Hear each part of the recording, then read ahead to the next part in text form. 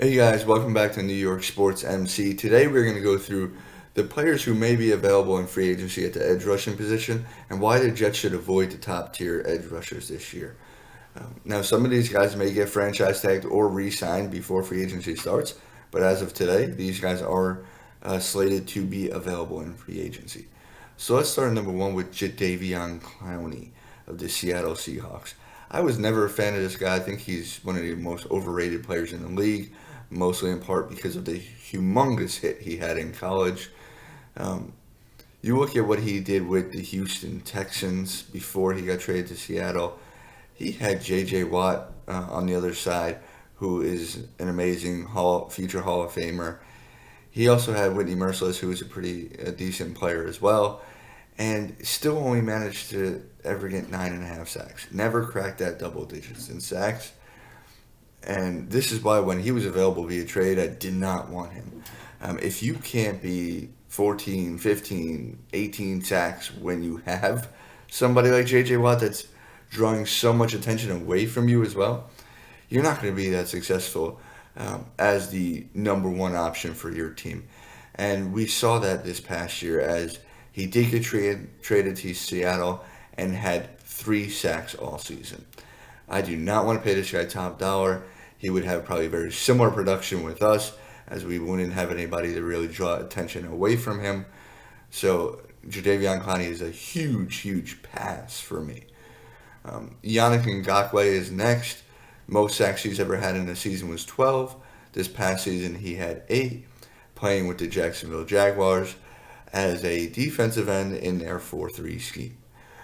Now, we have primarily over the last few years been a 3-4 scheme where Greg Williams kind of rotating between the two schemes quite a bit. So could he fit positionally? Yes, I think coming out, people had him listed as a 3-4 outside linebacker. So I don't think that would be as much of an issue. I just think he's going to get paid way too much money. I think there's going to be a lot of people interested in him. You're looking at maybe 18 million a year for Ngakoue. I just don't see the production there. Jacksonville does have a better front seven than we do as well. So I can see the production kind of staying the same or maybe taking a slight dip backwards if he became the number one primary option on a team like the Jets. And for that kind of money, I'd rather save that money and get 2, 3 other players.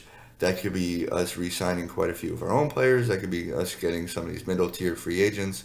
So for that, I would pass on Ngakoue. I think the market's just going to be too big for him. Shaq Barrett is the next one on our list here. Most sacks he ever had in a season before this past season was 5.5. This year, he blew off onto the scene with 19.5 sacks, which is great. I mean, when was the last time have we ever had anybody get 19.5 sacks? I don't think so. But that 1 year of productivity scares me. We don't want another inflated contract on this team.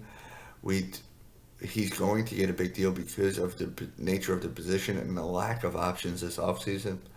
I would stay away on the sole fact that one season I would probably lean more towards being an outlier than the fact that he all of a sudden figured it out and is going to be this elite pass rusher.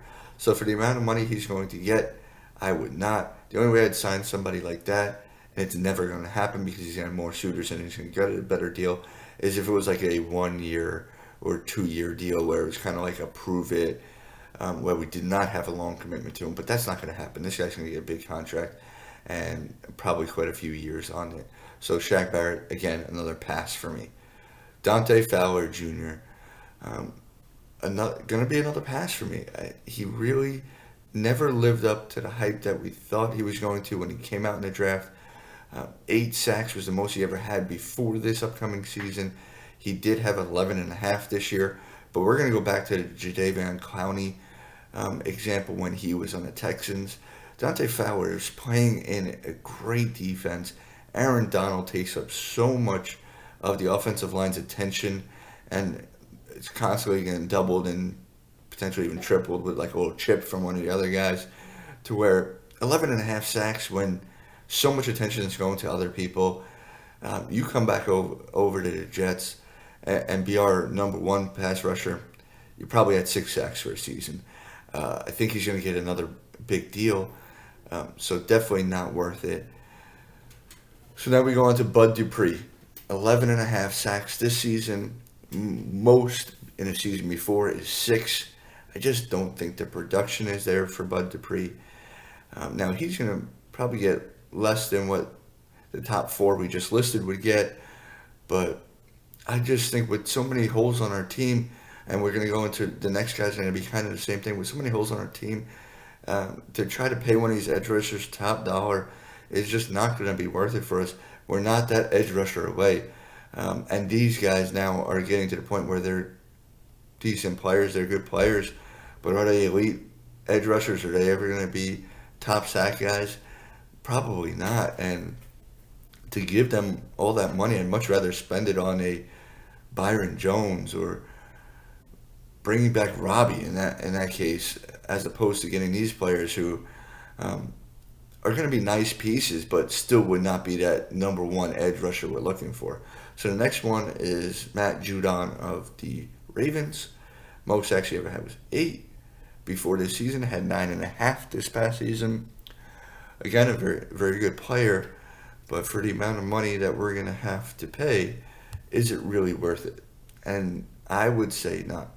I want to pass on these guys. I'd much rather, for about half the price, go ahead and take a gamble on Vic Beasley.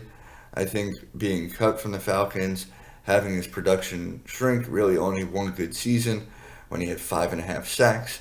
Last season he did have 8.